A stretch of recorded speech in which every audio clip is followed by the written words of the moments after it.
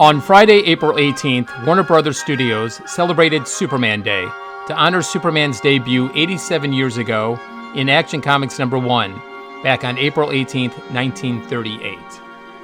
Included was a one-hour tour which focused exclusively on everything Superman and the DC Universe.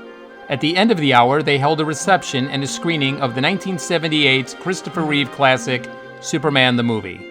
And I've got to say, the film looked and sounded great. In attendance was TCM host Ben Mankiewicz and President, Publisher, and Chief Creative Officer of DC Comics, Jim Lee.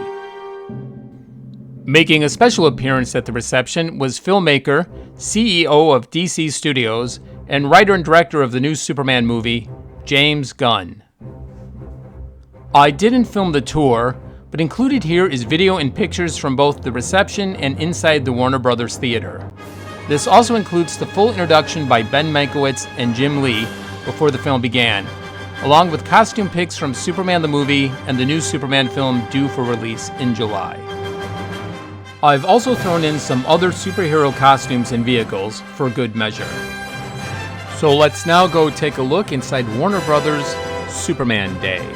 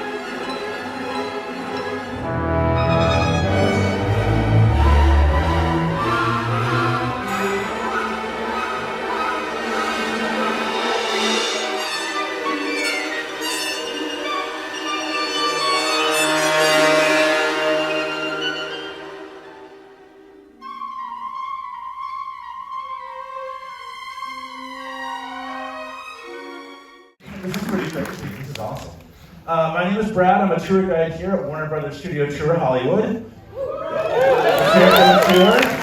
You all are in for a treat tonight. I have been doing this for 17 years, and this is one of the coolest moments I've ever had at the studio. Seeing all your faces right now. We all have a story about Superman, right? We all have our own connection to the character. I'll just be a little self-indulgent. Mine was when I was 5 years old, and seeing Superman in the theater for the very first time. And of course, it was a re-release in the 80s. No, it was the 70s. Sitting just like we are right now, I looked up at the screen and I said, I want to do that. That's what I want. I didn't know what that was, of course, because I was 5. Just imagine more hair on the head, less on the face, but not by much. Now, cut to 17 years that I've been here. I've been able to live my dream out with all you all taking the tour here. But the movie does have a special place in all of our hearts, so it really means a lot to us that you would all come and sit in this theater today. So give yourselves a big round of applause. I'm looking around. If you have a Superman shirt on, I want you to stand up. Yeah. Let's see.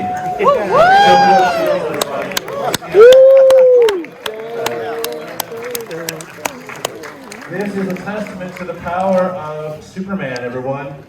And all these shields are different, and they all mean something different to each of us. But it means hope. It does mean hope.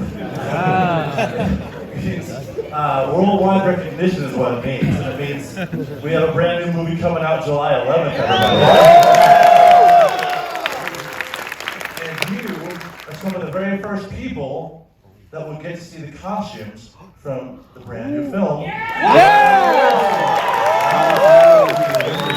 I saw them this morning and I teared up. It's all right.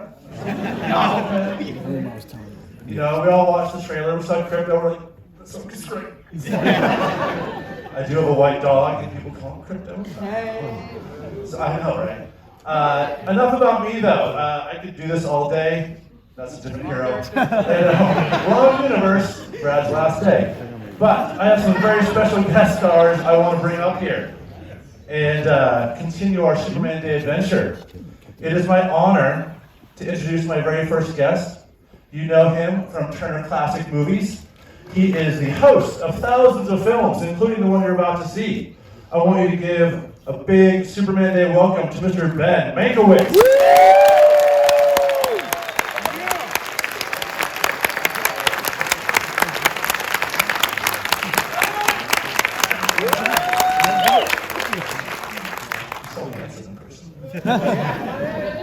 Now, not to be outdone by Mr. Mankiewicz, we have another legend in the house today. Some of you saw him earlier out there.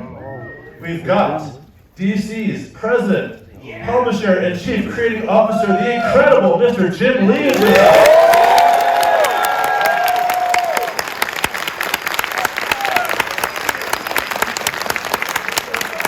Let's hear it for these two super guys, everybody.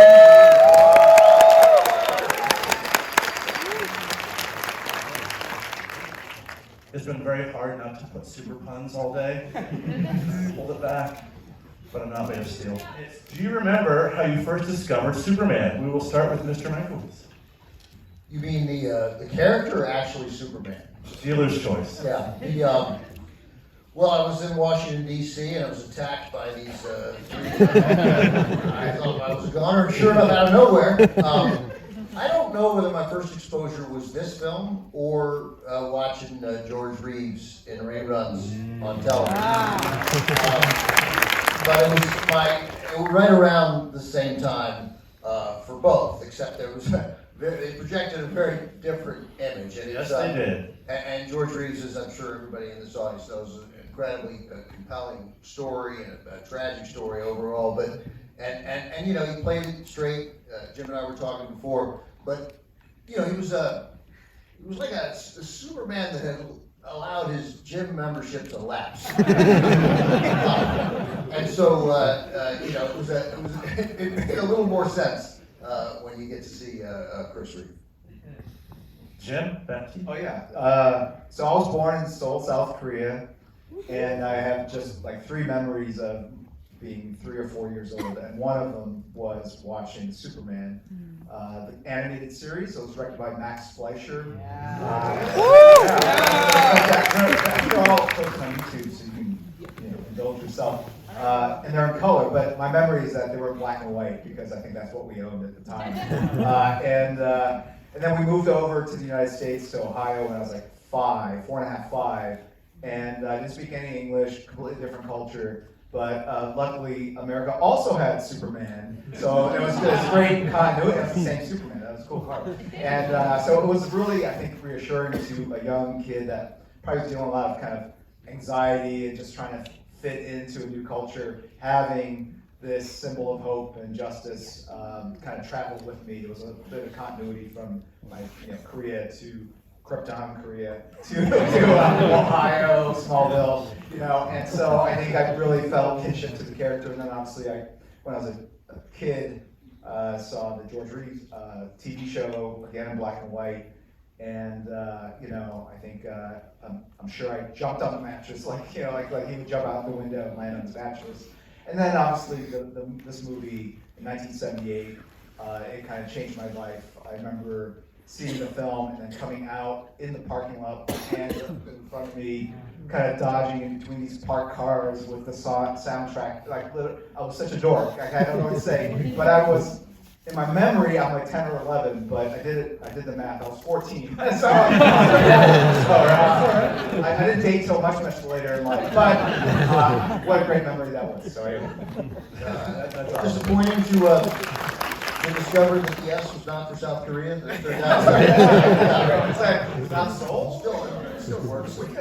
Levels. Works on levels, guys. Shameless plug for my Fleischer fans. We do, if you didn't see, at our Warner Brothers Studio store, we do have a shirt with that logo on it. It's quite amazing. All right, so my next question goes back to Jim. And this kind of goes along with what you were saying before. When did you first develop an interest in drawing comics and superheroes? So it was an extension of knowing about the characters, watching the animated series. As a little kid, comics were everywhere. Every grocery store, convenience store, at the barber, it would be just stacks of comics. And I was always just gravitated to this. You guys are completely spoiled. You have endless TV shows about superheroes. 3 or 4 films, if not more, every year. Back then there was nothing. There was just movies about giant ants. And, That's a Warner Brothers film. Yeah. I would watch those. It was a sad childhood. What can I say? But I love drawing. The other memory I have in Korea is I had an art tutor when I was like 4, and we used to work in oil pastels. And so coming here again, I think it was a great escape, the world of superheroes, being able to sit down and just draw and kind of immerse yourself and disappear into this fantastic world of heroes and villains. That was my daily thing. And so just drawing a lot, the 10,000 hours, I got there, and eventually that's what I want to do after I graduate. Can I jump in, guys? So you had an art tutor at what age? I was like 4. This woman came to the house. Yeah, well, I mean, but you had showed something that, do we think? Well, She crafted, or was there some skill in it? I think my parents just want to keep me busy. There was no iPads back then, so I'm not entirely Yeah. buying that. Do you remember the first character that you drew that you felt like was something? No, I did a portrait of my dad, and so with oil pastels, you do your under drawing with the lighter yellow markers, and then you lay on darker values. And I've lost that piece, unfortunately, but I would draw everything I loved, Godzilla, Star Trek, Army, and I would just draw all the time in school. It was a real problem. Teachers would discipline me about it. Well, clearly you're never going to amount to it. Yeah. They if I was drawing and they caught me in class, they'd grab the drawing and crumple it, and then I knew in 3rd grade. There was a substitute teacher. She grabbed this drawing of Nighthawk, a Marvel character, but right then she was like mid-crumple. She looked at it, and she uncrumpled it, and then she pinned it up to the wall. So I knew I had something going. I was like, that was $25. I I gotta make a living from this. Anyway. I do love that Ben is going to his go-to interviewer mode. He has interviewed over 200 people over his career, and he just falls right into it. Man, 200 you've heard of, yeah. Yeah, not including your homestead shower. What does make Warner Brothers Discovery a special place to visit and explore, especially for fans of classic films? Well, look, there's a sort of fallback saying when you learn about classic films and classic Hollywood that MGM, was the dream factory and the Tiffany studio, and MGM obviously made some great films, they made some unbelievable musicals, but to me, MGM was the glitz, and Warner Brothers was the grit of classic Hollywood, and I am 10,000 times more interested in grit than glitz. And this is where not just where Superman was born or where Batman was born, but this is where this is Casablanca, and this is so many movies that mean so much to me. And these were movies that very early in the 1930s, as Americans were going through some of the toughest times that we yet experienced as a country, at least economically, that this was one of the few studios that was not trying to entirely had to escape that. We could see some of what was happening in this country reflected in Warner Brothers films, much more so than any other studio. This was always, to me, the boldest and most courageous studio, and I think, therefore, it is, to me, the signature studio of classic Hollywood. Well said. I'm going to ask a question of the fans. I want you to clap or cheer if you ever wrapped a towel or sheet around yourself as a kid ran around the house.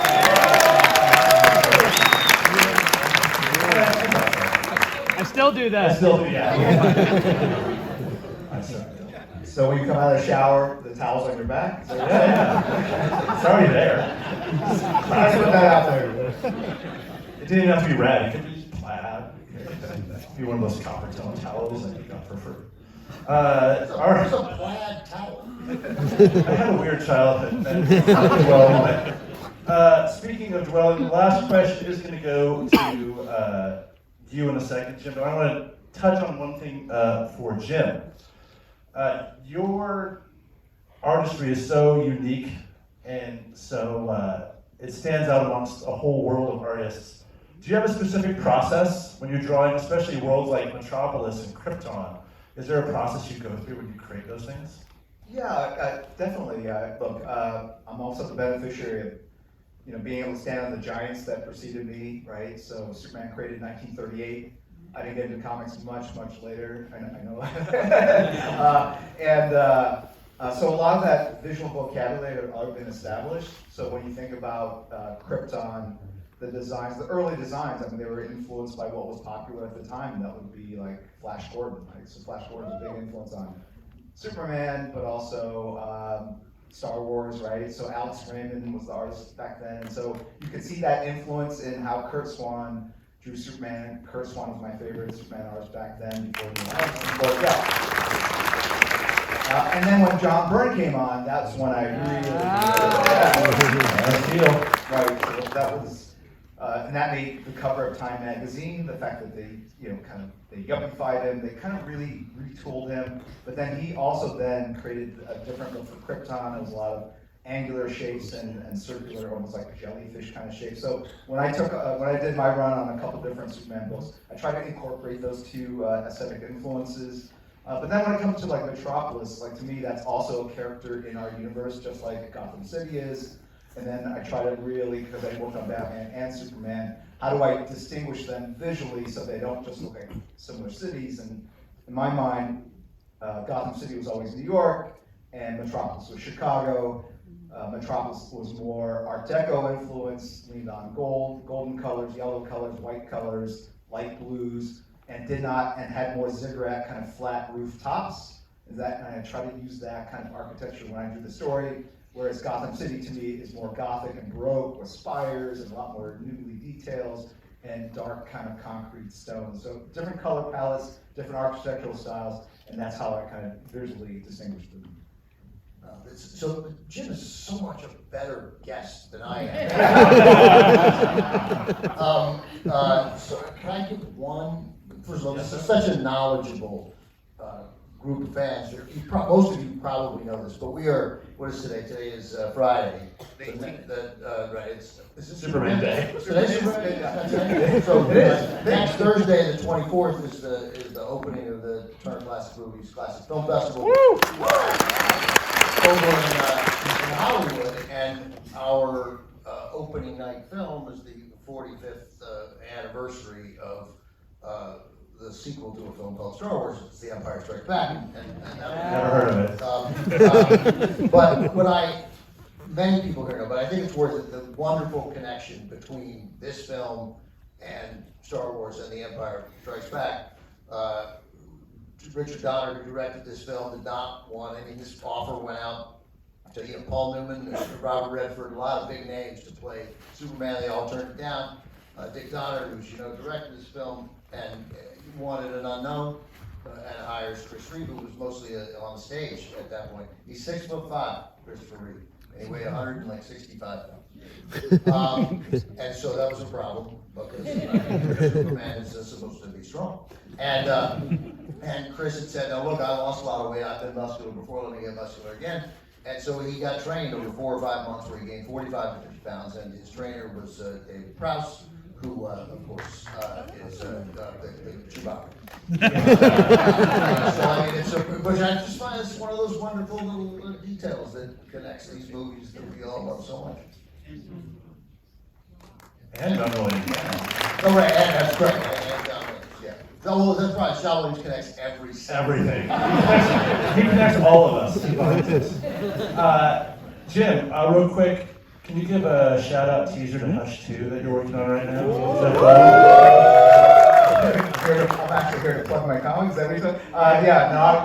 Every now and then, every 6 or 7 years, I try to draw comic books, and so I'm working on Batman Hush 2. It's a sequel to a book I did many years ago. It's in little stories, but the fun of it to me is who you get to collaborate and work with. Jeff Loeb is the writer I work with, and it's just great. It's just great to be back in the trenches and sort of exercising that muscle. It's why I got into comics, to tell stories, and obviously my day job as publisher at DC. I'm really there to kind of help other people realize that vision and those ambitions and aspirations. But every now and then it's nice to actually kind of do the work itself.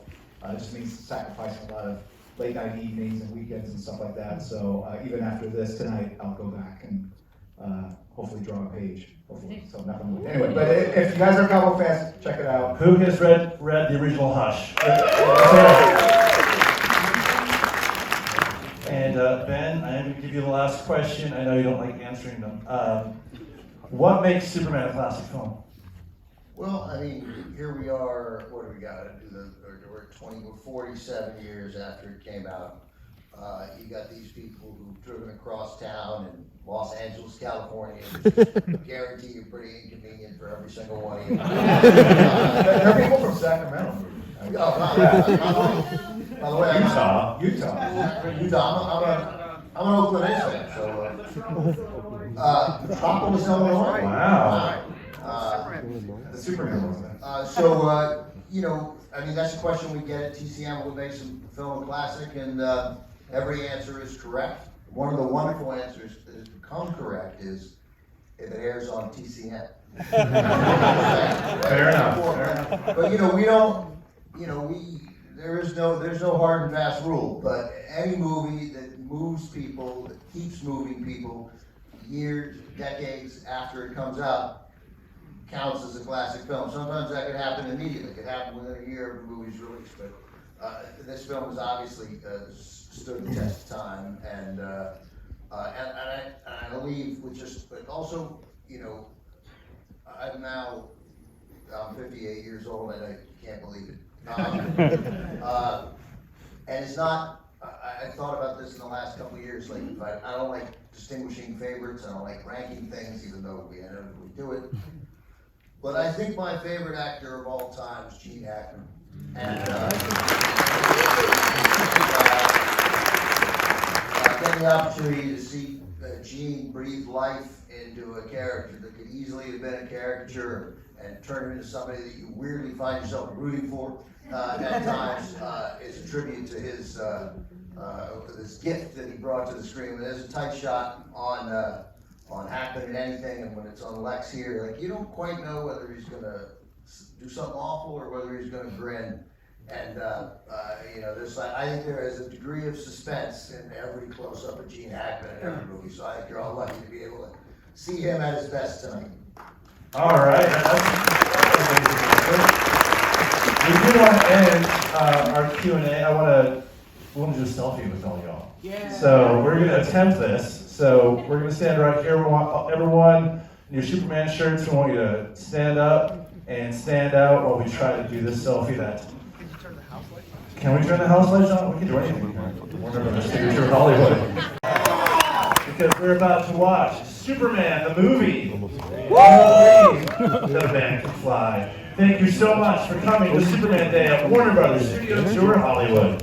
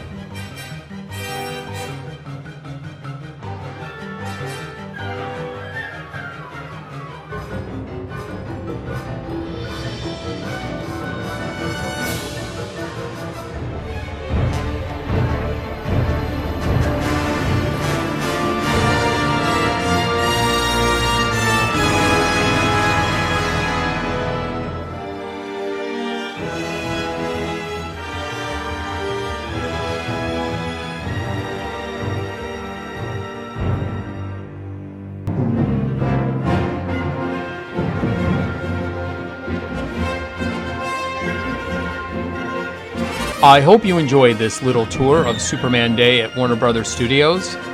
Thanks for watching.